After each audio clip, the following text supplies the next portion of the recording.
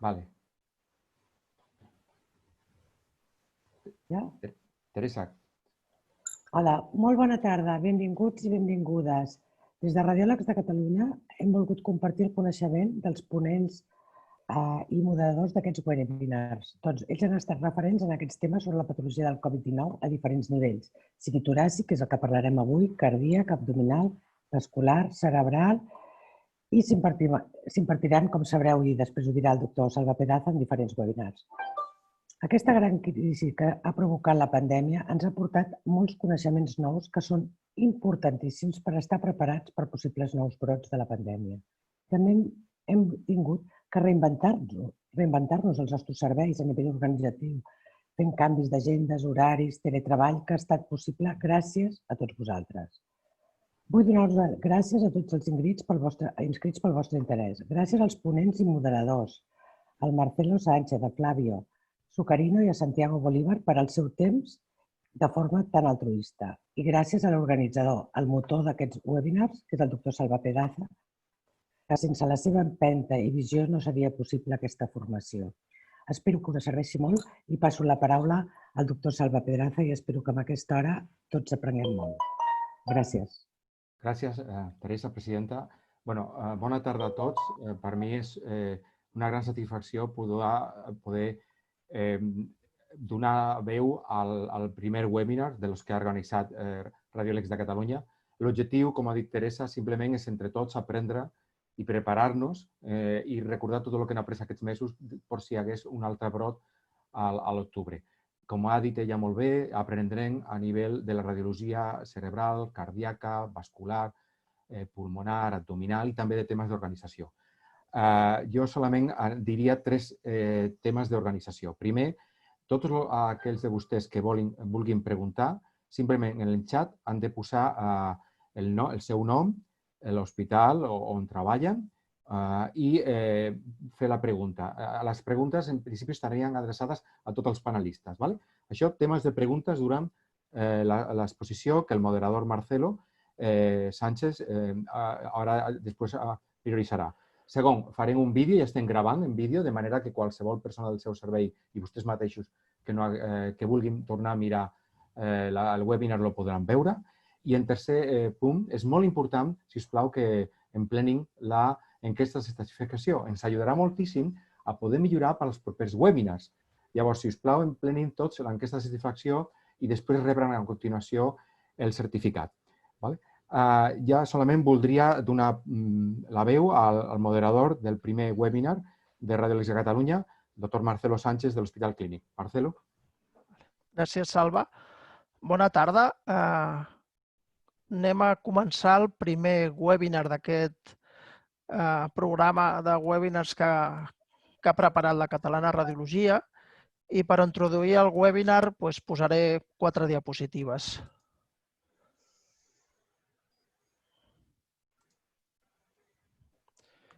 Ja comencem amb...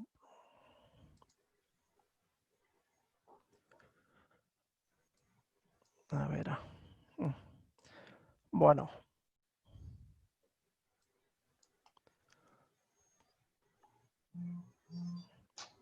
Pues...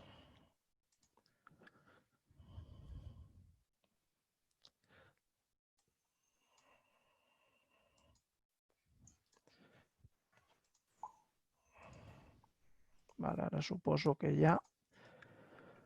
Vale. Aquest és el webinar, com farem el seguiment dels pacients amb Covid. D'acord? I els ponents, veieu la pantalla, no? Abans de confirmar. Molt bé. Vale. Seran el doctor Santiago Bolívar de l'Hospital de Bellvitge i el doctor Flavio Zucarino de l'Hospital del Mar. Ja ha passat el Covid, no? O almenys la part grossa o la part important del Covid. I ara estem a la nova normalitat o represa la normalitat o com li vulguem dir. I llavors ens trobem que hem de controlar aquests pacients. I per què els hem de controlar o per què creiem que els hem de controlar? Sembla, o hi ha inputs, encara que encara és aviat per dir-ho, que possiblement aquests pacients tinguin seqüeles. I hi ha diverses publicacions que ens diuen que aquests pacients poden tenir seqüeles pulmonars en forma de fibrosis i altres seqüeles amb el que realment necessitem fer un seguiment o sembla que necessitarem fer un seguiment d'aquests pacients i quasi tots els hospitals han creat alguna consulta monogràfica de post-Covid o una consulta multidisciplinar de post-Covid. Però això també què representa pels serveis de radiologia? Que això són dades del clínic. Es van atendre 9.300 pacients amb Covid a urgències i 2.400 van ser hospitalitzats, 446 en UCI. Tots aquests pacients són nous pacients als que els haurem de fer proves radiològiques que no teníem previst abans. Tenim una programació de radiologia saturada en què encara hem de posar tot el que hem posposat o anul·lat durant aquest període i a més hem de posar aquests pacients. Com ens posem o com portem tot això? I per últim, dir 4 idees inicials que precisament les proposa la Cerami, que jo crec que és una mica la base de lo que després anirà al debat. No hi ha una experiència que ens digui com hem de seguir els pacients. El seguiment jo crec que és important plantejar-ho amb els clínics. Si es pot, consulta específica. Cada servei ha de fer els protocols concrets i que fins que la patologia no sigui ben coneguda portar un registre per saber què estem fent i si realment tot això que estem fent serveix per alguna cosa. I després d'aquesta introducció ja passem al primer ponent, que serà el doctor Santiago Bolívar de l'Hospital de Bellvitge i que durant 15 minuts ens explicarà com ha plantejat Bellvitge el seguiment d'aquests pacients. Santiago.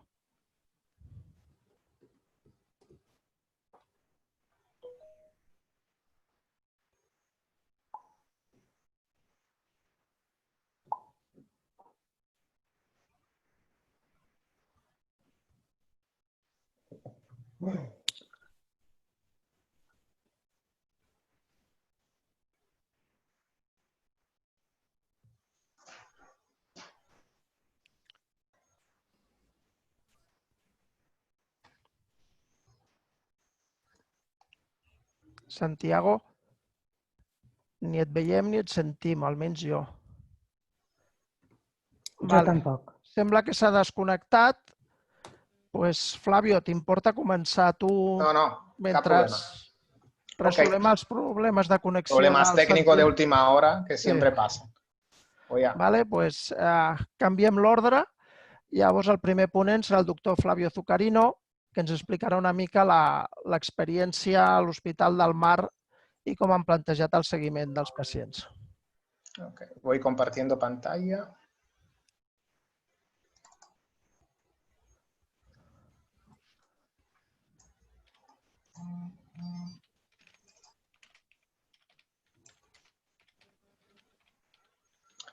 ¿Se ve la pantalla? ¿Bien?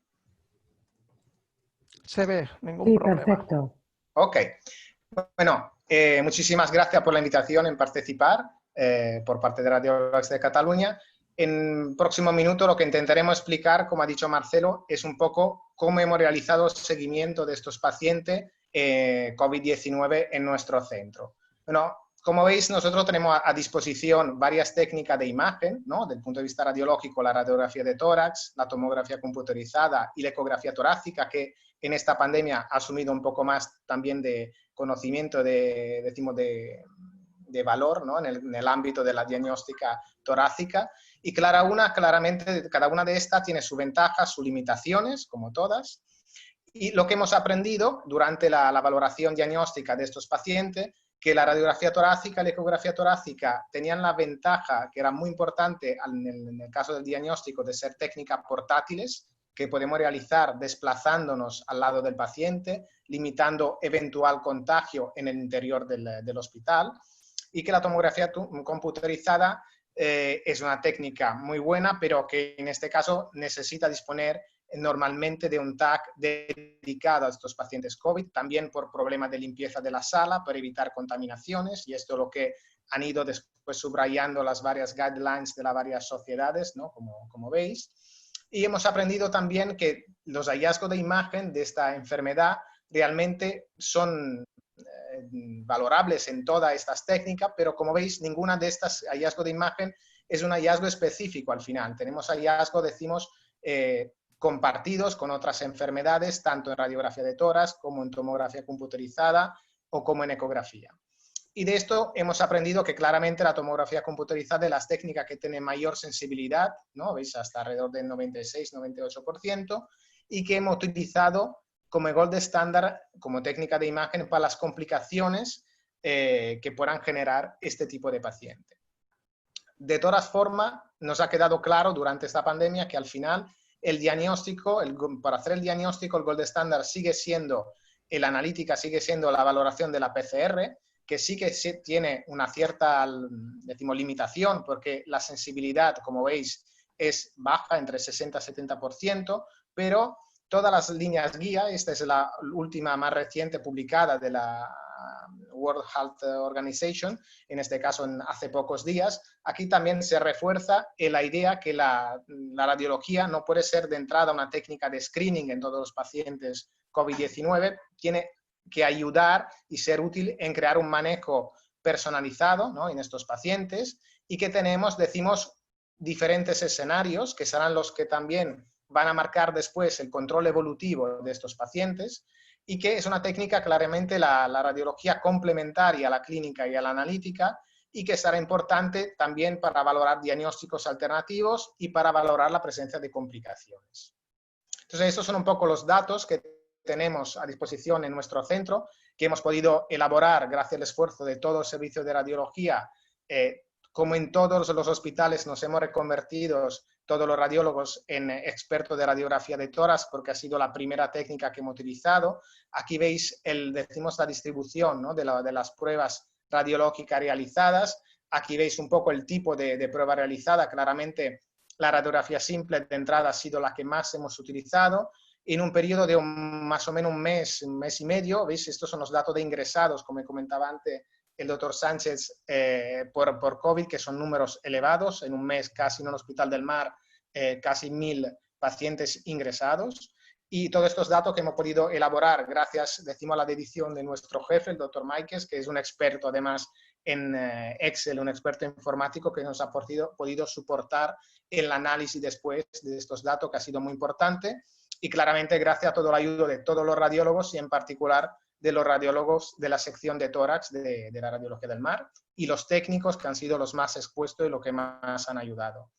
Entonces, la valoración de estos pacientes y después las preguntas sobre cómo valorar eventuales complicaciones y cómo valorar, decimos, el seguimiento de estos pacientes, lo hemos realizado en un comité multidisciplinario que se ha creado apósitamente por el comité por el COVID-19. De entrada, nosotros todos los pacientes con enfermedad intersticial, como en los otros centros, como seguramente en Belviche, en el Clinic, etc., lo valoramos en un comité de patología intersticial, donde estamos normalmente radiólogos, anatomopatólogos y neumólogos, y aquí hemos tenido una participación bastante importante de los servicios de medicina interna, de medicina infecciosa, que son los que han manejado de entrada el paciente COVID, que han recibido el paciente COVID, y entonces hemos creado una unidad de control post-COVID, ahora que funciona y que tenemos un comité, decimos, semanal, en este caso para revalorar estos pacientes, donde podemos valorar el manejo y también qué tipo de técnica de imagen realizar.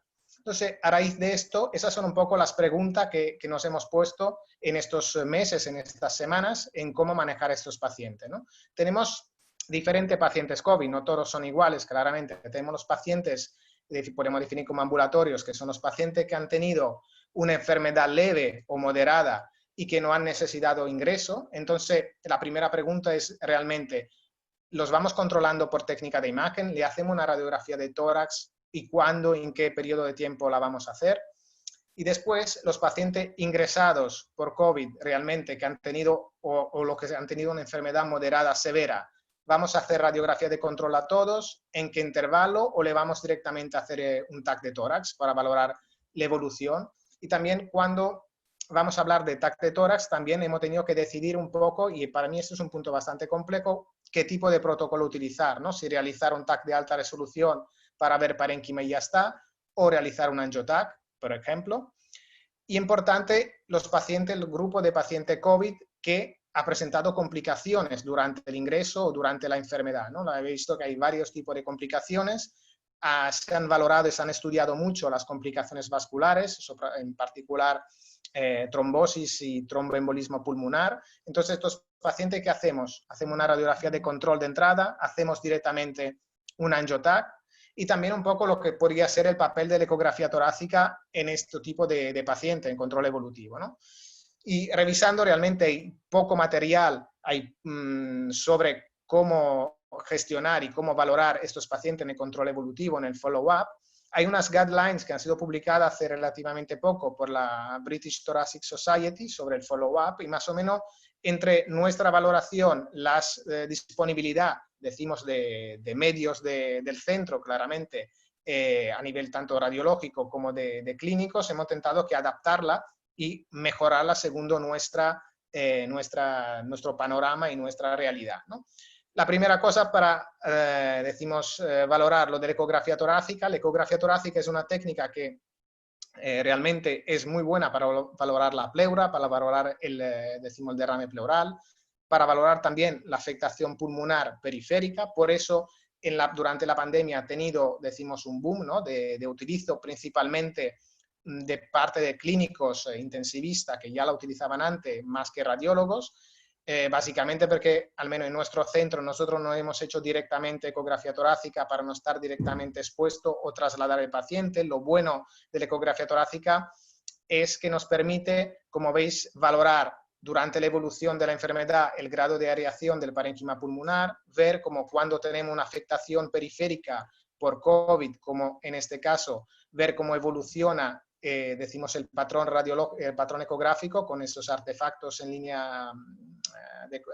líneas B que van cada vez a ser más confluentes y más homogéneos cuanto más se hace, grande la lesión en virus esmerilado, o valorar si ya hemos pasado a la presencia de una consolidación, ¿no? Entonces, esto es muy importante por el control evolutivo del paciente durante el ingreso para ver cómo responde al tratamiento, pero realmente para valorar las secuelas que hemos visto y que conocemos en estos pacientes, que no solamente claramente afectan el pulmón periférico, que pueden afectar el pulmón, la componente central, para ver bronquiectasias y para ver fibrosis, en este caso tiene bastante limitación, por lo cual en el control evolutivo la ecografía torácica la podemos utilizar bastante bien en pacientes adultos en la fase, inicial de la enfermedad, pero no tanto por el control evolutivo de complicaciones a largo plazo. También por las complicaciones vasculares sería más complejo definir su presencia.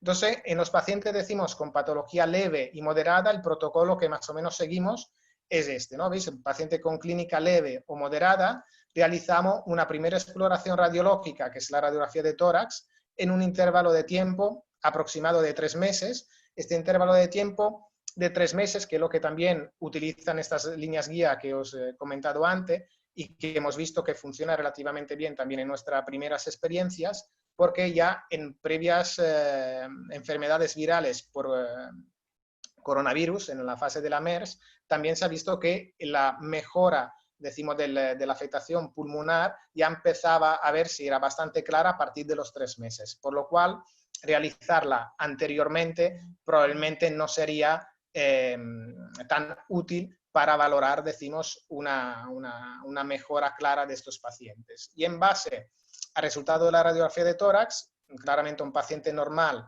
ya, podemos valorar de abandonar en este caso el seguimiento radiológico. Un paciente que tenga una radiografía normal o una persistencia de hallazgos radiológicos que no tenga resolución completa o que ya podemos definir signo de fibrosis, en este caso, valoraremos realizar un TAC torácico y claramente una valoración clínica y analítica, en particular, valorar la prueba de funcionalidad respiratoria, valorar la saturación y valorar en particular el dímero D, básicamente para decidir qué tipo de protocolo realizar, porque si ya sospechamos una complicación más vascular, un TEP, por ejemplo, periférico, hay signo de sobrecarga derecha, en este caso sí que realizaremos un angiotac. Si solamente tenemos alteraciones, por ejemplo, de pruebas funcionales, sin alteraciones, por ejemplo, del dímero D, sí que podemos realizar un TAC de alta resolución.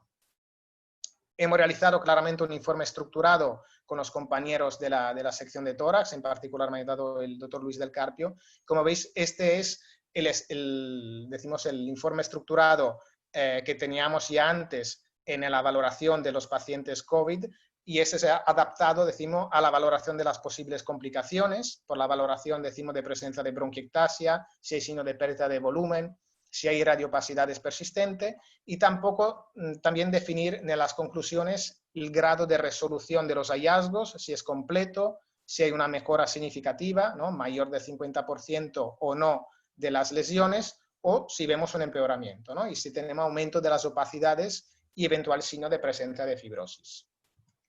Entonces, este control evolutivo, por ejemplo, de un paciente, ambulatorio, ¿no?, que veis que tenía una afectación moderada o leve con algunas áreas de opacidad basal aquí bilaterales, y ese es el control a los 2 meses y medio, en este caso se hizo porque tenía un poco de disnea que no acababa, decimos, de mejorar, entonces se adelantó un poco la prueba radiológica, y veis que aquí tiene un patrón mínimamente reticular con una presencia, una persistencia de alguna zona de aumento de densidad. Entonces, en frente a este hallazgo, sí que claramente este paciente lo tenemos que seguir, le tenemos que realizar un TAC, en este caso dímero D era normal, por lo cual le realizamos un TAC de alta resolución, y ese es el patrón que nos encontramos, ¿no? ¿Veis? Un patrón con aumento de densidad en vidrio esmerilado, reticulación periférica, bronquiectasia de tracción, por lo cual un cuadro, como veis, de fibrosis ya incipiente, y esa es una de las posibilidades que nos encontraremos en este paciente, que normalmente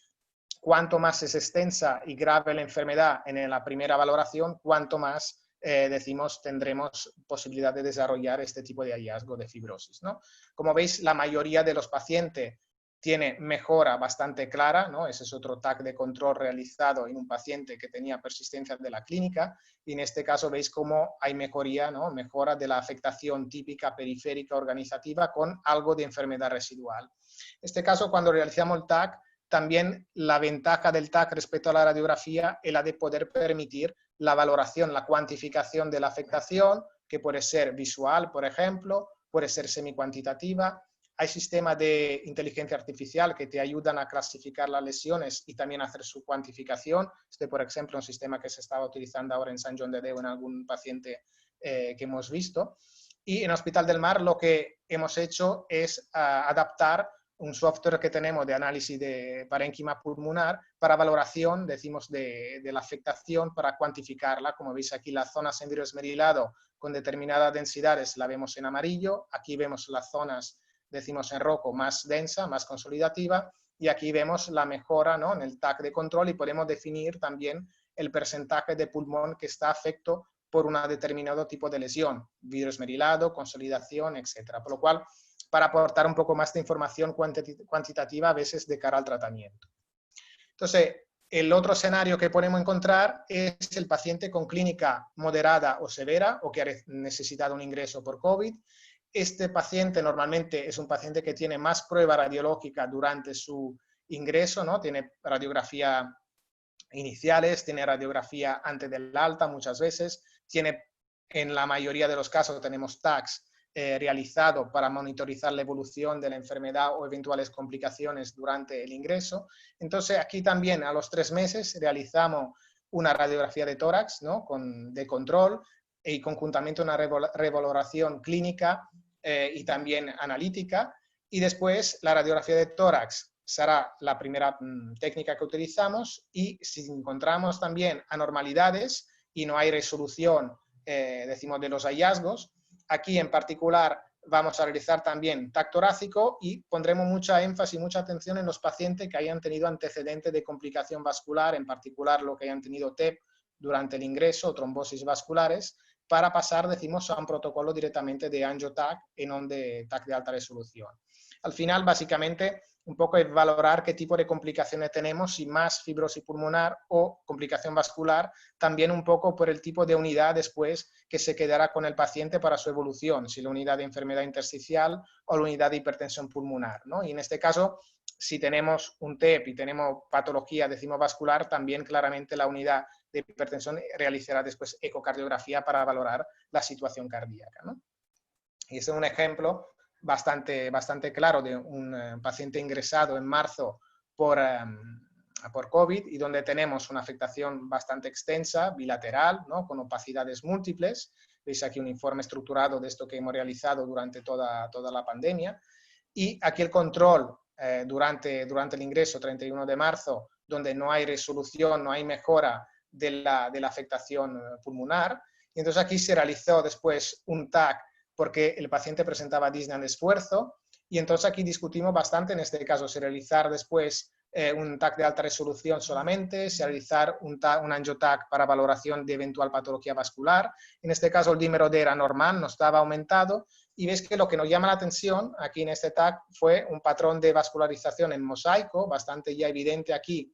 Veis en el TAC en ventana de pulmón, además de los cambios en vidrio esmerilado persistente en el paciente. Y aquí lo que hemos utilizado siempre en estos pacientes son protocolos de doble energía con imágenes, decimos, de mapa de yodo para valorar la perfusión. Y aquí veis cómo este paciente tenía dilatación vascular en campos inferiores y las zonas que tenían hipoperfusión tenían vasos muy pequeños, como si tuviesen una hipovascularización bastante evidente, ¿no?, en mosaico en esta zona, por lo cual probablemente el problema aquí es un problema ya vascular y no un problema de parénquima pulmonar.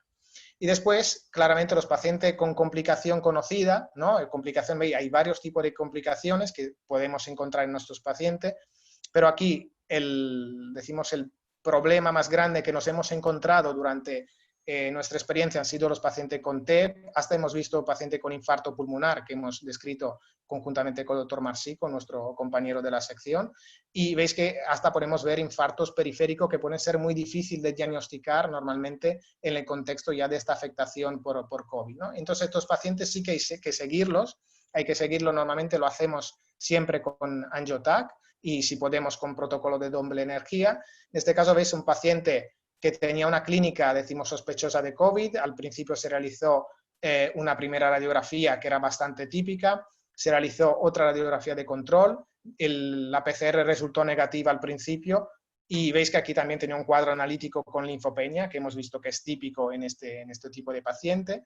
Y a pesar de tratamiento y sin mejora, realizamos entonces un TAC para definir si tenía patología vascular, ya que seguía con clínica bastante importante, y ese es el TAC que se realizó. Veis aquí el patrón organizativo típico, ¿no?, del COVID que hemos visto en estos pacientes con afectación bastante extensa. Ya llamaba la atención una dilatación de la arteria pulmonar y lo que vimos en este paciente, un pequeño TEP aquí segmentario, ¿no?, en el lóbulo medio con una hipoperfusión de esta zona. Y el paciente seguía con disnea, seguía sin mejora. En este momento tenía un dímero de 3000 elevado, por lo cual acertamos en este caso claramente en hacer el angio-TAC. Y este paciente seguía con disnea en esfuerzo, vino a control prácticamente en la final de mayo, y la sorpresa que nos llegaba en este paciente, un caso bastante peculiar, que el TEP se había resuelto, que es este de aquí, ¿veis? Aquí se había resuelto, le hicimos el angio-TAC de control y nos apareció decimos, defecto de repleción aquí en la vena del lóbulo medio, que era bastante claro en esa secuencia, en estas imágenes de mapa de yodo y que podéis ver aquí. Y además había las otras venas pulmonares, como veis aquí, estas venas estaban permeables, no tenían defecto de repleción, por lo cual una trombosis en la zona, decimos, del TEP, una trombosis en este caso venosa, ¿no? Entonces, claro, hablamos con la unidad de COVID, se actuó todo el protocolo de valoración de hipertensión pulmonar, se hizo un ecocardio que al final resultó normal, se aumentaron las dosis de heparina y le hicimos un control al final ahora hace poco, el 11 de junio, y veis como el patrón del parénquima pulmonar ha mejorado sensiblemente y como tenemos una repermeabilización clara de la vena pulmonar, ¿no? Este caso nos enseña también muy bien lo que es la evolución de la afectación parenquimatosa, ¿no?, desde marzo, abril a junio. Por lo tanto, nos enseña que esta ventana que estamos utilizando, tanto en radiografía como en eventuales TC de 3 meses, es bastante buena para ver resoluciones, aunque no claramente aquí completas, de la enfermedad pulmonar en este tipo de paciente. Y por último, comentar solamente lo del control evolutivo en pediatría. En pediatría se han publicado hace poco unas guías internacionales de un consenso de expertos y además de todos los tipos de pruebas que se pueden realizar de imagen por el diagnóstico, hay una pequeña coletilla al final sobre lo que es el follow-up, el control, y claramente veis que no está recomendado en los pacientes asintomáticos, pediátricos. Se puede considerar en los pacientes que hayan tenido una clínica moderada severa, siempre dependiendo del cuadro clínico, o pacientes claramente que tienen decimos un cuadro clínico persistente o que va empeorando, ¿no? Normalmente los pacientes pediátricos tienen una afectación muy leve, representan un 1% normalmente de las hospitalizaciones por COVID, pero hay casos donde vale la pena controlarlo con TAC y hacer controles estrictos como este que hemos visto en San Joan de Déu. Veis aquí una afectación en un paciente con PCR positiva de 11 años con afectación mínima del lóbulo superior derecho y de la língula, y veis aquí cómo ha progresado el patrón radiológico por radiografía simple hacia un patrón, decimos, de afectación difusa y severa, ¿no? Entonces, en este caso sí que le hemos hecho un TAC para valorar no solamente la afectación pulmonar, que veis que es un poco diferente y está descrito. Hay más patrones peribroncovasculares en los niños respecto a los adultos. Aquí había un poco ya de líquido pleural también, y hacemos claramente un protocolo, en este caso de angioTAC, para descartar el TEP. Veis que aquí no hay afectación de TEP, no había afectaciones a nivel de la vasculatura pulmonares, y lo que sí, subrayar que en estos tipos de pacientes las complicaciones no son muy frecuentes, pero cuando hay un empeoramiento clínico importante sí que vale la pena también controlarlo y controlarlo con TAC, porque por ecografía, que se usa mucho en el diagnóstico, puede ser difícil. La afectación normalmente es una afectación muy leve y no siempre afecta a las porciones periféricas, por lo cual este tipo de afectación, que parece que es bastante típica del niño, la podemos perder, y complicaciones a este nivel no la vamos a ver con otras técnicas que no sean TAC. Y por lo tanto, como conclusiones, hemos visto durante estos meses que la radiología tiene un papel importante en el diagnóstico y lo tendrá también en el seguimiento, que tenemos diferentes escenarios clínicos, ¿no? Y que lo tendremos, decimos que valorar a los pacientes de forma diferente y más personalizada en base a lo que es la evolución clínica de los pacientes, que la radiografía de tórax, decimos en la técnica de valoración inicial en los pacientes con clínica siempre leve y moderada, y pasaremos al TAC, básicamente va a ser importante en pacientes con ausencia de resolución o mejora significativa de estos hallazgos radiográficos, y en particular con empeoramiento clínico que han tenido complicaciones. Y los pacientes que hayan tenido complicaciones, siempre recomendable, según nuestra experiencia, realizar angioTAC, en particular y lo que han tenido antecedente de tromboembolismo pulmonar. Y bueno, muchas gracias, no tengo más que decir. Vale. Moltes gràcies, Flavio, per aquesta excel·lent presentació. I ja passarem a la següent presentació, que ens donarà la perspectiva de lo mateix, del seguiment des de l'Hospital de Bellvitge, que la farà el doctor Santiago Bolívar. Abans de donar-li la paraula, recordar a tots els assistents que poden anar fent preguntes en el xat i que després ja seleccionarem aquestes preguntes per la discussió posterior. Santiago, quan vulguis ja pots començar. Perfecto. Vale. Bueno, primero, buenas tardes a todos los que están viendo ahora este webinar online. Gracias a los organizadores por la iniciativa de poder tener este espacio y compartir las experiencias, los datos, el conocimiento que estamos aprendiendo en esta pandemia. Y vamos a tratar de hablar un poco sobre el seguimiento torácico en los pacientes con infección COVID-19, siempre teniendo en cuenta que es un tema que va sobre la marcha. Por lo tanto, todo lo que estamos aprendiendo tiene potencial de cambiar rápidamente. Voy rápidamente con estas primeras diapositivas. Básicamente es un contexto epidemiológico para recordar cuál es la situación que hemos tenido recientemente. Estos datos son de casos confirmados por día y vemos aquí el pico que tuvimos en abril, datos de Cataluña, más de 2.500 casos confirmados a mitad de abril, con la tendencia que tenemos últimamente a bajar casi hasta cero en los últimos días de junio. Y claro, esto nos ha dejado un escenario con muchísimos pacientes ingresados, muchísimos pacientes ambulatorios, con este gran volumen de pacientes que hemos tenido que manejar, una mortalidad relativamente alta, y nos plantea entonces la pregunta para cada centro, porque la situación ha sido similar seguramente en todos nuestros centros, de que tenemos muchísimos pacientes hospitalizados, ya sea en plantas de hospitalización normal, en críticos o en semicríticos, muchísimos pacientes que consultan a urgencias por sospecha y confirmación de COVID-19.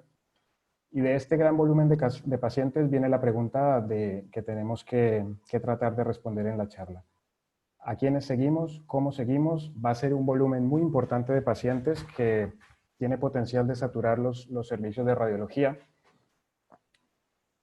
Esto lo vamos a pasar rápidamente. Es el ejemplo ya casi que clásico del evolutivo de hallazgos en TAC de los pacientes COVID. La fase temprana con los muy descritos ya infiltrados en vidrio deslustrado de predominio periférico, bilaterales, y un evolutivo relativamente rápido a áreas de consolidación extensas bilaterales, y una última fase que los autores de este artículo denominan de disipación o de resolución, con un pico más o menos a los 10-12 días. Eso es algo de lo que se ha hablado muchísimo en los últimos webinars y en la literatura, y seguramente todos hemos tenido casos similares.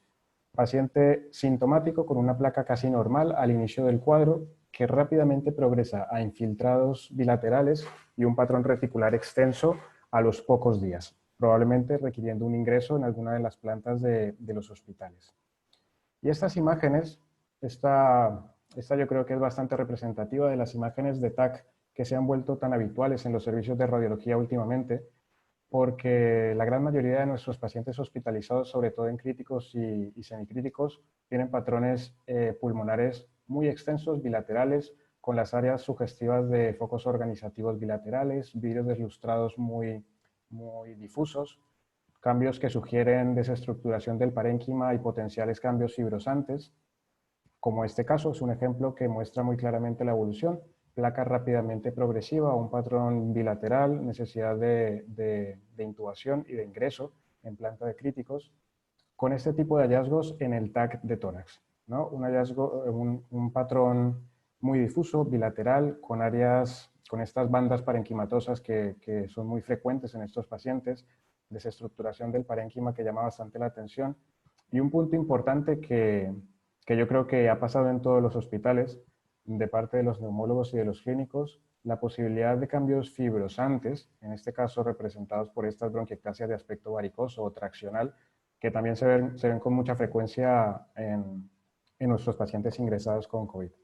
De aquí la pregunta: ¿qué tipo de secuelas nos va a dejar esta infección en los pacientes que estamos manejando? Pueden haber cambios fibróticos, que es un tema muy de moda y muy en debate constante últimamente. Y este cambio fibrosante puede ser progresivo. No lo sabemos. Hay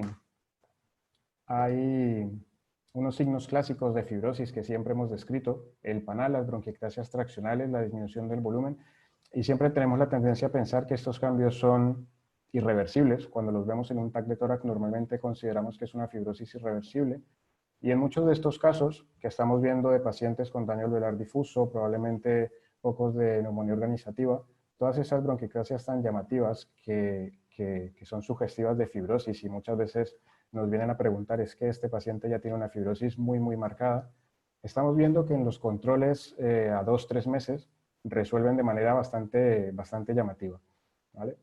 Luego, ¿qué secuelas funcionales van a tener estos pacientes? Y el enfoque funcional y clínico de estos pacientes creo que va a ser muy importante. ¿Y qué complicaciones, qué secuelas de las complicaciones, diversas complicaciones que han tenido durante su ingreso, van a tener estos pacientes?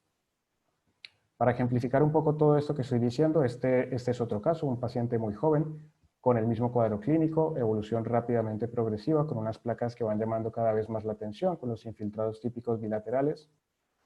Y son pacientes que llegan a ser cuadros de distrés o de daño alveolar difuso y tienen TACs muy llamativos, con consolidaciones bilaterales, pulmón blanco casi que bilateral, necesidad de soporte ventilatorio, que van recuperando después, como los pacientes que sobreviven a este tipo de distrés o de daño alveolar, dejando algunas áreas que sugieren algo de fibrosis, reticulación, algunas bronquiectasias que van siendo de aspecto varicoso.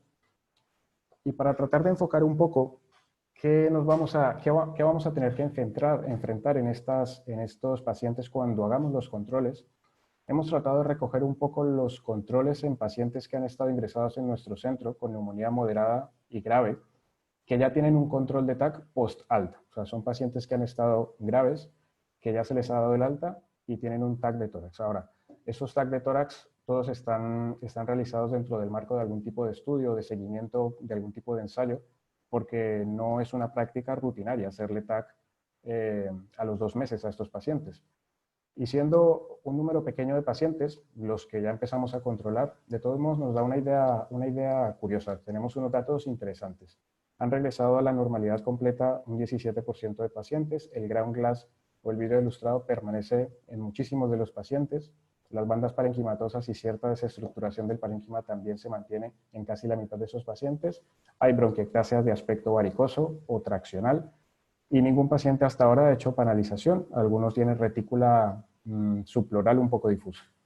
Y la mayoría de estos hallazgos suelen ser focales, alguna bronquiectasia muy focal, vidrios deslustrados muy focales, y pocos pacientes, un 10%, han presentado hallazgos difusos, reticulación subpleural difusa, vidrios deslustrados difusos, hallazgos que nos hacen pensar en patología fibrosante un poco más importante. Como digo, es una AN muy pequeña y es muy precoz todo lo que estamos viendo, pero bueno, nos ayuda a irnos haciendo una idea general de qué podemos encontrar en estos controles.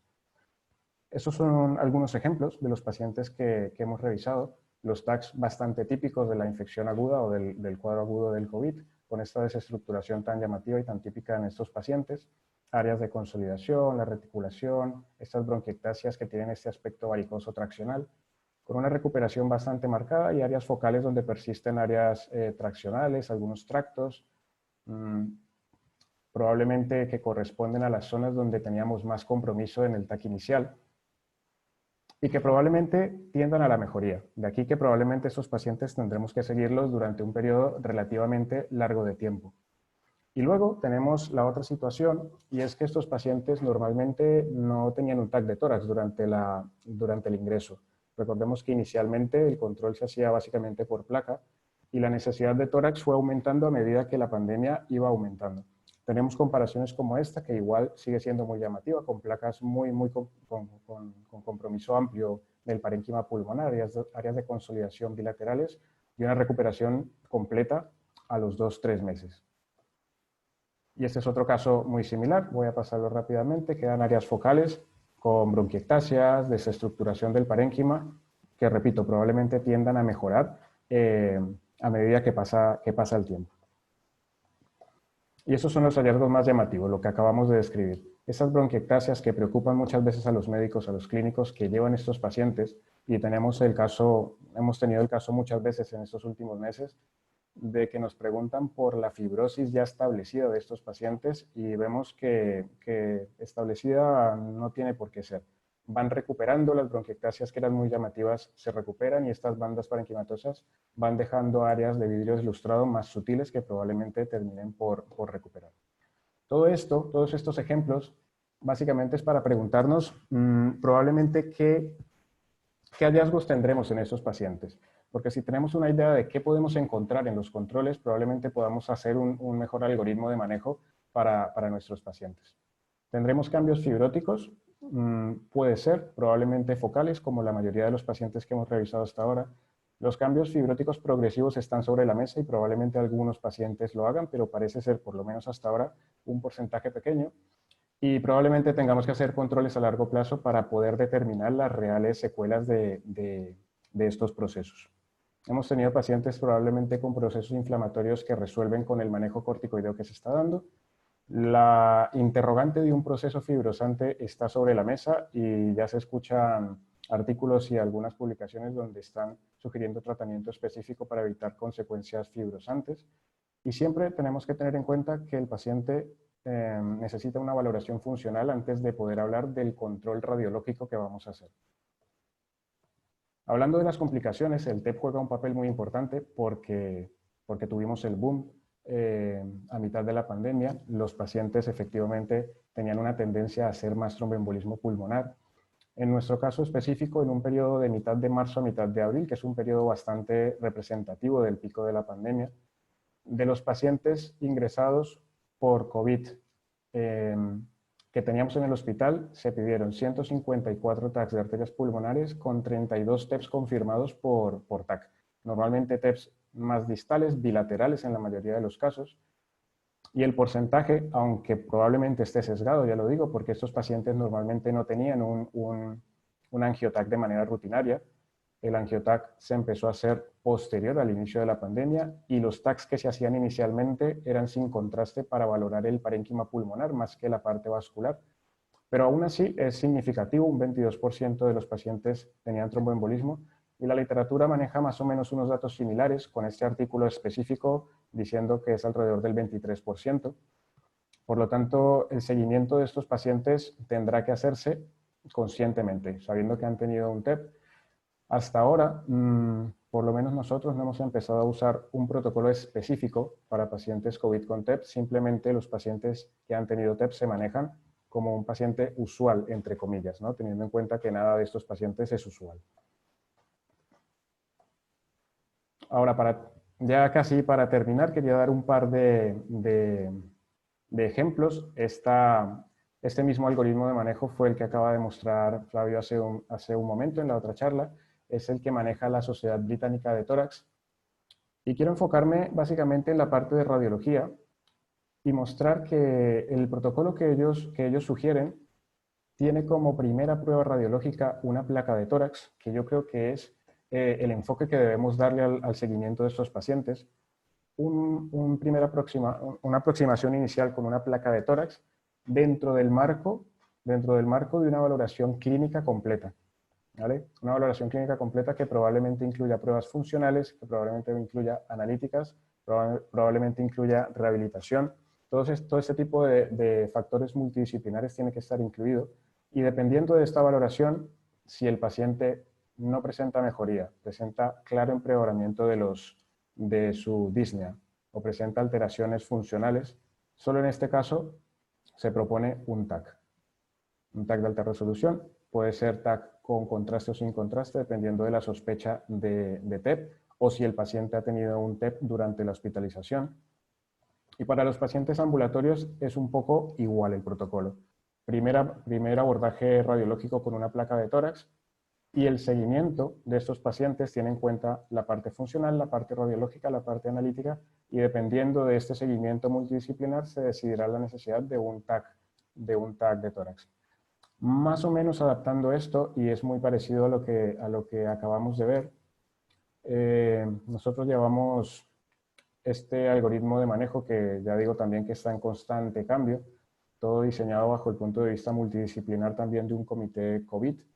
Pero la idea básicamente es la misma, hacer un abordaje inicial con una placa de tórax, que yo creo que va a ser la herramienta fundamental para empezar el manejo de estos pacientes, probablemente con una primera visita virtual, y dependiendo de estos resultados en esta primera visita virtual, si hay empeoramiento de la placa de tórax, se decidirá una nueva placa de tórax, seguimiento clínico y funcional, y según estos resultados, valorar la necesidad de un TAC, que puede ser con contraste o sin contraste, dependiendo de los antecedentes y la sospecha de TEP en este paciente específico. De manera muy resumida, la indicación de TAC sería pacientes sintomáticos con una placa patológica después del alta, pacientes sintomáticos con mejoría en la placa, primero serían pruebas funcionales y una valoración clínica y analítica, y el angioTAC interrogado porque la necesidad varía dependiendo de cada paciente. Y haciendo estimaciones en números de aproximadamente 300 pacientes que hemos tenido hospitalizados, aproximadamente calculamos que el 50% van a requerir un TAC, según este protocolo y este algoritmo. Este número es importante, es un número alto de pacientes que se tendrán que hacer en un periodo más o menos de 3 a 6 meses, dependiendo de cómo vayan las visitas, y es un factor a tener en cuenta, porque todos tenemos un número alto de pacientes que seguir, y probablemente este número de TACs repercuta sobre la función normal de muchos de nuestros servicios. Y de manera muy similar, los pacientes ambulatorios tendrán un control inicial con placa de tórax y solamente en caso de deterioro o empeoramiento o no mejoría se pedirá un TAC de tórax, que aproximadamente se calcula que serán el 10% de los pacientes con COVID que han sido tratados de manera ambulatoria, no ingresados. Vale. Entonces, quería dejar estas ideas más o menos claras y como conclusiones quiero decir que primero desconocemos las posibles secuelas a mediano y largo plazo, básicamente porque apenas están llegando. El seguimiento será importantísimo y yo creo que el manejo tiene que ser sectorizado. Tenemos que dividir nuestros pacientes como pacientes que han tenido hospitalizaciones con neumonías moderadas o graves y pacientes ambulatorios. Seguramente este enfoque nos va a permitir llevar un mejor control de estos pacientes.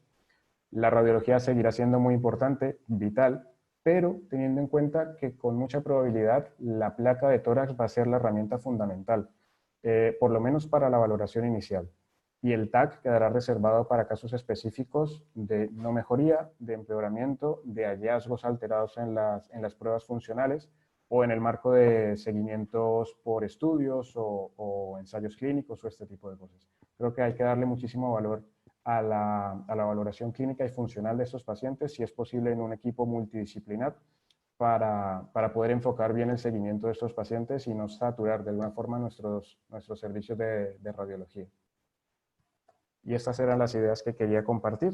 Ya está. Muchas gracias a todos. I ahora. Molt bé.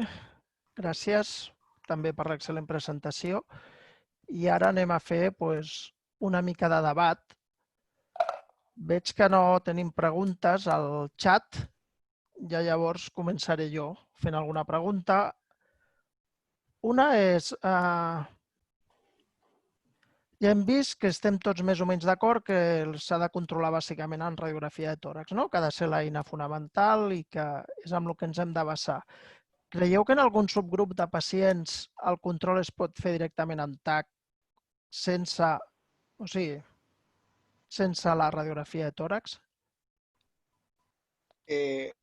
Bueno, en este caso, los pacientes que han tenido complicaciones, seguramente no que son ambulatorios, pacientes ingresados y que han tenido una eventual complicación vascular, por ejemplo, esto yo casi haría directamente el control con AngioTAC a los 3 meses como mínimo. La unidad de hipertensión pulmonar entre 3, máximo 6 meses, que son, decimos, el rango de tiempo que antes ha comentado también Santiago por el control por TAC, es el rango que sugiere para hacer control directamente con AngioTAC. Yo pienso que este grupo sí que le haría control eventualmente directamente por TAC. ¿Tú, Santiago? Estoy de acuerdo. Hay un subgrupo de pacientes que han tenido complicaciones, ya sea derivadas directamente de la infección por COVID o derivadas de la hospitalización, que muy probablemente requerirán un TAC como valoración inicial. En nuestro servicio hemos visto bastantes complicaciones tipo neumotórax, complicaciones como neumonías necrotizantes con cavitaciones, sobreinfecciones. Este tipo de pacientes yo creo que posterior al alta probablemente se beneficien de un control inicial con TAC.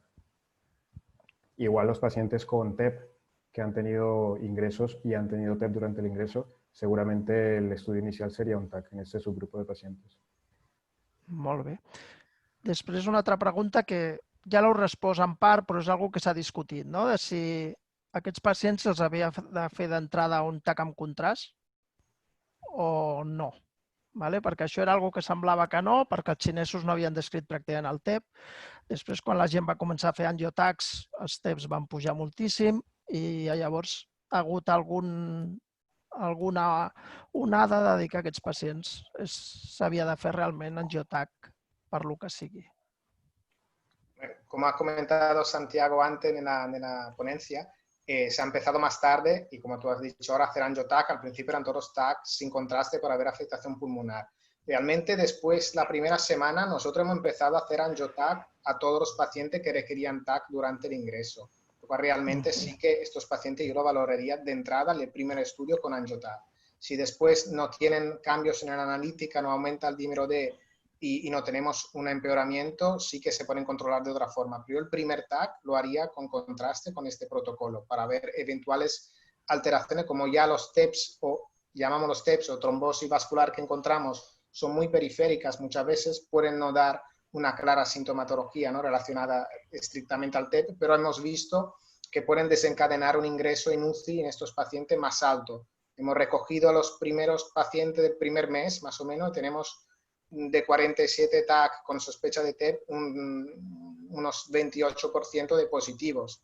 Y varios eran como sorpresa que nos esperaban de entrada, por lo cual yo pienso que sí que habría que el primer TAC hacerlo con contraste. Este es un tema que ha generado muchísimo debate en nuestro servicio. Por eso lo he sacado. Se trataron inicialmente los TACs eran sin contraste. Esto yo creo que en toda parte pasó igual.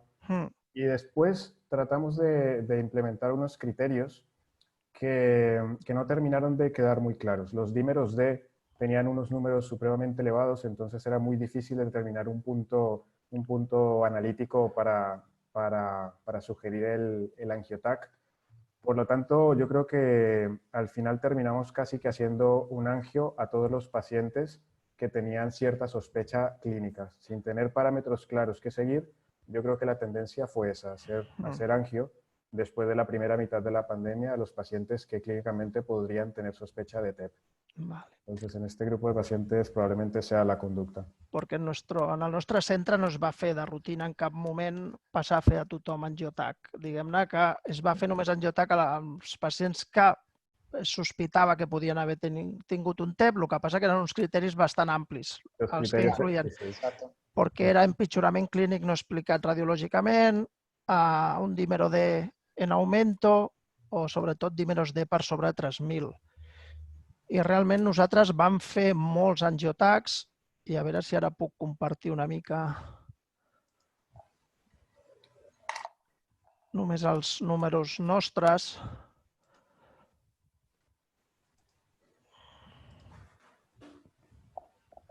Ara crec que sí.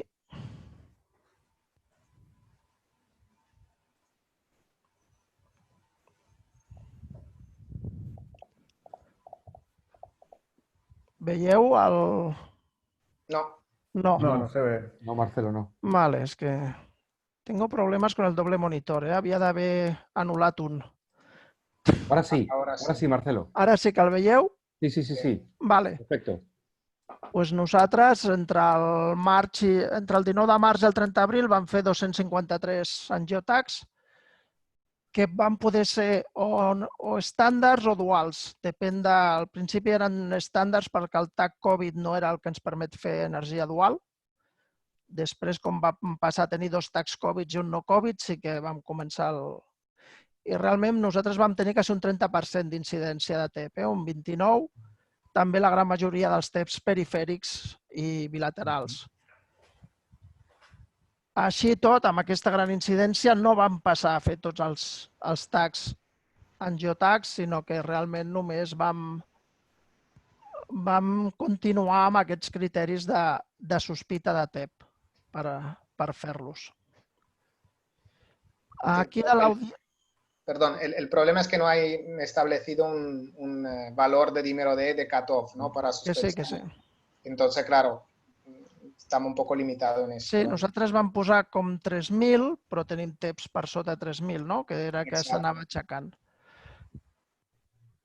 I aprofitant el TEP, abans de donar les preguntes de l'audiència, creieu que tots els pacients que han tingut TEP s'haurien de fer un control per angiotac?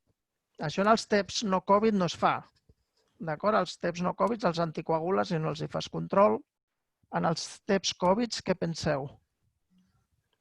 Hombre, en los casos que he presentado, justamente yo estaría más a favor de hacerlo que no hacerlo. Básicamente, pero nos hemos encontrado sorpresa de patrones en mosaico, de vascularización en mosaico que no eran esperables de entrada y hasta trombosis de venas pulmonar en un caso, por lo cual vemos que no sabemos cómo responde, ¿no? Esta afectación por el TEP, realmente si es un daño vascular endotelial difuso y que reacciona de forma diferente. De entrada, los pacientes que hemos tenido hasta ahora lo estamos controlando todo con TEP. Los números son menores de lo que tú has enseñado, el porcentaje de TEP positivo que hemos tenido es muy similar, un 28%, por lo cual de entrada sí que lo estamos controlando con angiotacs todo. Sí, en el meu centre també tots es faran un control d'angiotac i veurem a veure què passa. Tu, Santiago, que... Santiago. Se ha quedado la imagen. Vale, se ha quedado congelado, parece. Sí, congelado. Vale. Como hay varias preguntas de ecografía y nos ha hablado de ecografía Flavio, pues passem a contestar aquestes preguntes. El que ens demana és Anna, que no... En quins casos es recomana l'ecografia? Àfrica Borràs, si hi ha bona correlació entre l'ecografia toràcica i la radiografia simple. I Ferran Cordón, que és un metge de família de Girona, si fer ecografia en els controls per no saturar els serveis de radiologia amb placa. A ver, la última pregunta, esto podría ser una idea interesante básicamente en los pacientes ambulatorios, por ejemplo, que valoramos directamente con radiografía simple y donde normalmente no pasamos a hacer un TAC y donde nos esperamos una mejora de la clínica, si tenemos un patrón ecográfico previo o podemos hasta directamente hacer la ecografía de control y ver si persiste o no afectación periférica intersticial. Si está resuelta en este tipo de paciente, podríamos quedarnos tranquilos, podría ser una opción valorarlo solamente con ecografía. Entonces, y la otra me decía, ¿qué tipo de paciente estudiar, ¿no? Con ecografía. Sí. Bueno, claramente los pacientes, subgrupo de paciente, como paciente pediátrico, pacientes jóvenes, embarazadas, para limitar exposición a radiación ionizante de entrada, puede ser una técnica de utilizar, claramente. Y yo diría también que es muy útil en los pacientes que tienen una clínica ya más, decimos, florida, una afectación radiológica más importante para valorar, monitorizar la evolución.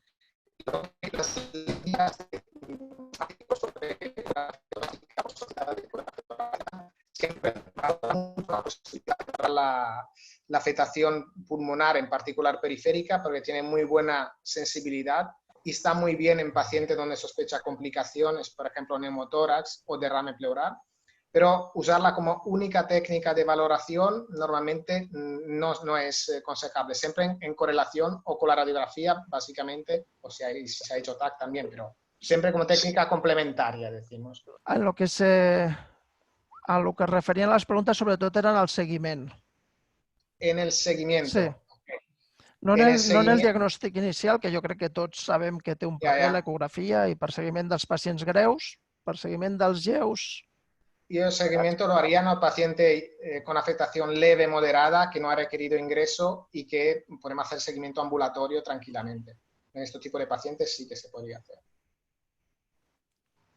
Y después aquí hay una pregunta sobre el dímero D, que si esperamos al dímero D más de 3.000 no necesitamos angiotac.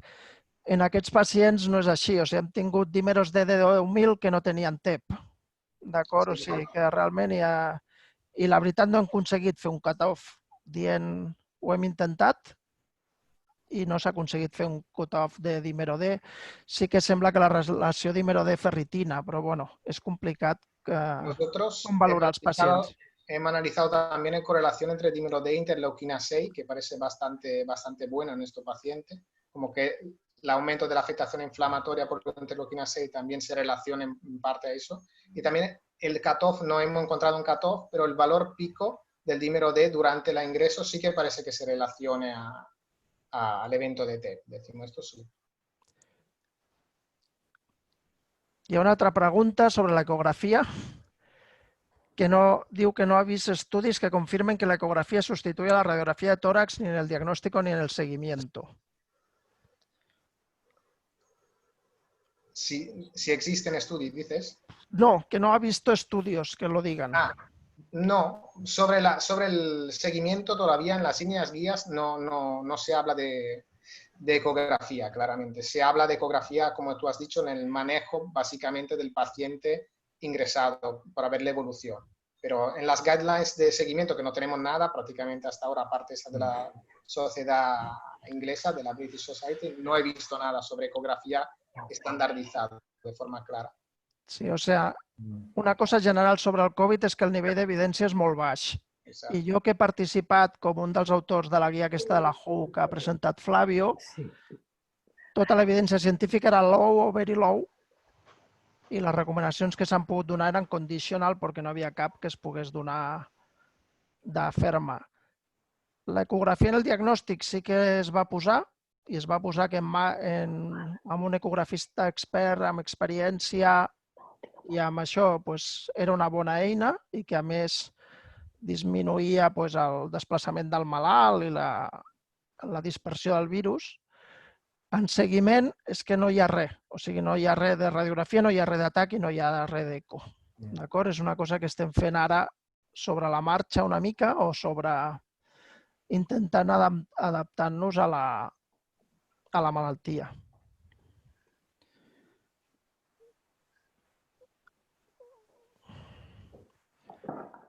Vale. Una altra pregunta, que aquesta sí que és... En cas de milloria de l'afectació pulmonar a la radiografia simple als 3 mesos, però persisteixen algunes alteracions, què faríeu? TAC nova radiografia, fem un control més tardà. Ahora la propuesta de estos casos, si hay persistencia de alteraciones en la radiografía, pero Sí. hay mejoría respecto a la radiografía del alta o la previa, la propuesta por lo menos hasta ahora es tratar de hacer un control con placa antes de pasar al TAC, teniendo en cuenta también las pruebas funcionales y toda la valoración clínica del paciente. Pero probablemente tenga un papel importante la placa si el paciente va mejorando y el TAC quede reservado para después, si el paciente va bien clínicamente. Si Yo hay creo que... Sí. Sí, continua, continua. Ahora, en el caso de que el paciente mejore, la placa persista, mejoría pero persista alterada y hay alteración funcional, probablemente el TAC juegue un papel aquí.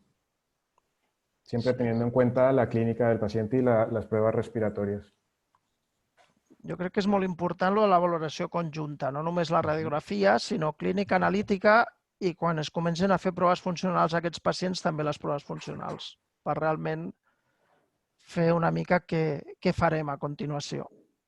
Exacto, esto que la radiografía como una prueba complementaria a la analítica y la clínica, ¿no? Hacer una valoración conjunta de las tres. Sí, sobretot per les seqüeles a llarg plaç, jo crec que les proves funcionals seran importants, perquè a lo millor amb poca imatge radiològica hi ha molta repercussió i viceversa. O sigui que realment... Una altra pregunta. Penseu que la disfunció del ventricle dret, descrit sovint en el Covid, està associada al TEP o és per alteració pròpia del miocardi? Bueno, hay afectación descrita, ¿no? Claramente como miocarditis y también como afectación microvascular a nivel cardíaco, ¿no? Que podría ser la misma tipo de afectación endotelial que después la trombosis pulmonar en el TEP. Nosotros, por ejemplo, en los pacientes que han tenido TEP, hemos revisado si había disfunción ventricular, básicamente sobrecarga derecha, porque disfunción con TAC no la hemos podido valorar, pero ha resultado relativamente escasa. De todos los casos que teníamos con TEP, solamente 3 tenían sobrecarga derecha, por lo cual no hemos visto una gran afectación cardíaca. De hecho, me ha extrañado mucho no ver miocarditis en estos pacientes, no hemos visto ninguna hasta ahora, hasta el día de hoy. Sí, aquí ha passat alguna cosa semblant, també. Teniu experiència amb el CORRATS per la valoració inicial dels pacients? Perdona, ¿en el qué? CORRATS, un similar al LONG-RATS, BIRATS i TIRATS que es va fer per la probabilitat de Covid en el TAC. Sí, nosotros... Perdón. No, sigue. La verdad es que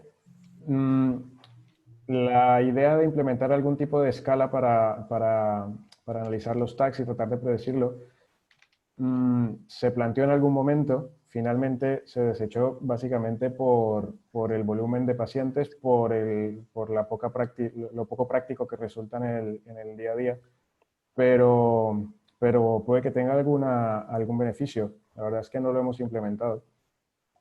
No sé qué experiencia tengan. Sí, nosotros lo que hemos hecho, hemos creado un informe estructurado. En el informe estructurado, que es un informe que hemos hecho a través de un Excel, hemos reportado la escala de cuantificación prácticamente de la sociedad inglesa, de la British Thoracic Society Imaging, y hemos utilizado estos valores que son semi-cuantitativos y en parte sí que son subjetivos, pero bueno, para tener una cuantificación clara sobre el grado de afectación, porque era lo que había en este momento como CORRATS es como más visual, ¿no? Y este era más ya cuantitativo en base al número de lesiones.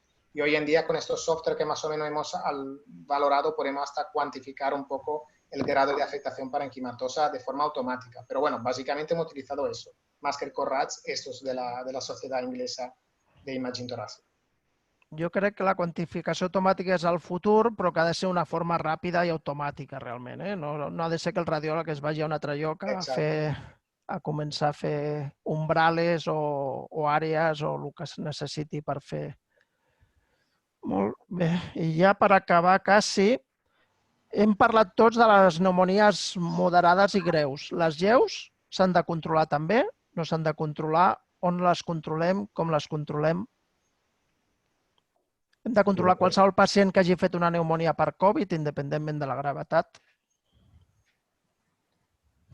Probablemente sí. La idea de los pacientes ambulatorios con neumonías no graves que no han requerido ingreso, la propuesta y el algoritmo que se plantea hasta ahora es por lo menos que tengan una primera valoración con placa y si la placa es normal, probablemente dar el alta.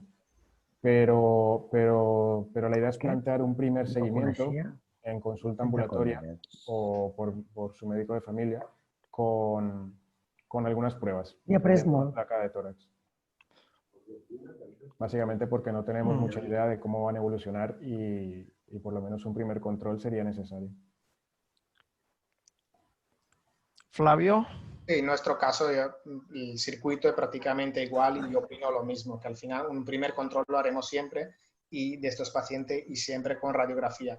Lo importante es la valoración clínica, básicamente por el timing, ¿no? Me he hecho 3 meses y valorarlo a los 3 meses, en caso que a pesar de tener una neumonía leve tengan persistencia de la clínica o algún leve empeoramiento, sí que podemos avanzar la clínica, pero antes de los 3 meses no. Normalmente hemos pactado, decimos, con nuestros clínicos entre 3 y 6 meses el rango de valoración. Perfecte. Sí, es el mismo rango que estamos planteando, 3-6 meses también.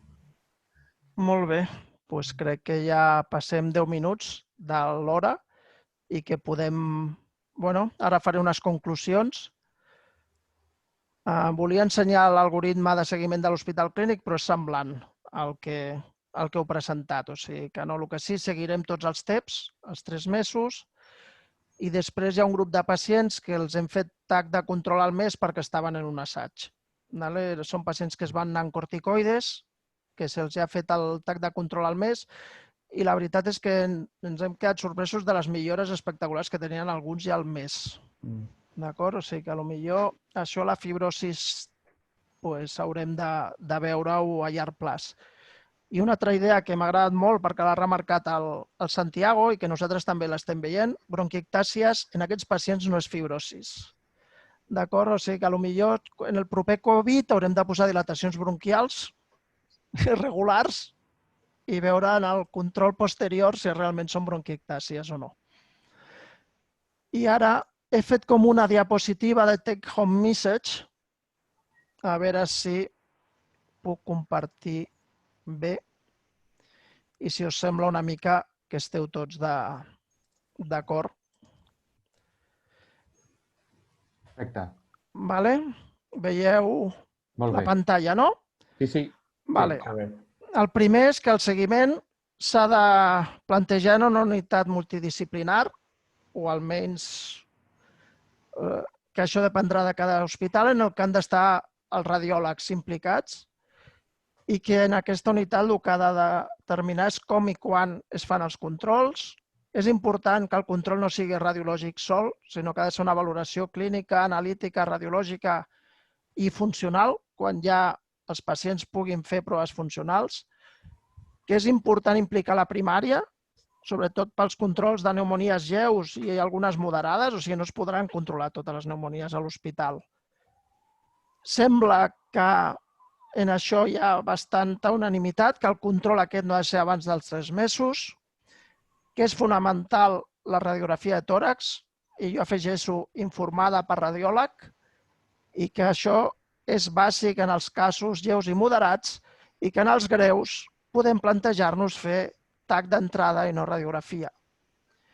Quan farem TAC o angioTAC? Amb l'absència de milloria radiològica o empitjorament radiològic, amb empitjorament clínic i el que he comentat de possiblement a les pneumonies greus. En els TEPs, he posat un interrogant perquè no està tan clar, però sembla que també anem a fer un control amb angioTAC amb aquests pacients i també això que la presència de bronquiectàcies, encara que siguin varicoses de tracció, no és igual a fibrosis. No sé si algun dels ponents vol afegir alguna altra cosa. Yo creo que es un buen resumen de las ideas que hemos planteado y ante la ausencia de más evidencia, pues es un buen inicio. I una última diapo que havia posat, espereu un segon.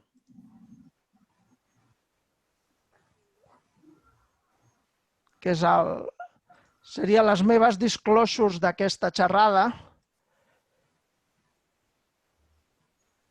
que és que ho hem dit avui, dintre d'un mes doncs ja veurem què és el que és i dintre de 3 mesos també. Molt bé, molt bé.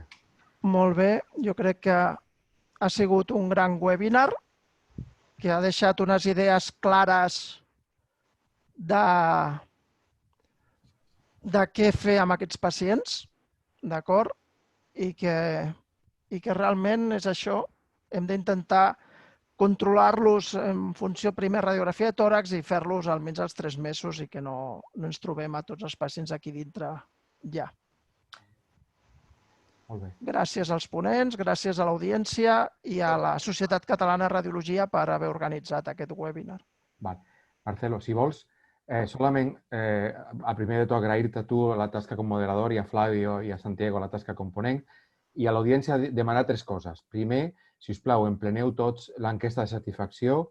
Segon, als companys que no hagin pogut estar ara en presència que sàpiguen que tindran el vídeo per poder mirar-lo quan tinguin una estona. I tercer, si us plau, apunteu en el calendari que el dia 2 de juliol a les 5 tenim un altre webinar sobre quina és l'afectació abdominal a nivell dels malalts amb Covid. Tenim de moderadora la doctora Vicky Garriga i de ponents tenim la doctora Maica Sebastià, el doctor Richard Mas i el doctor José Ángel Jiménez.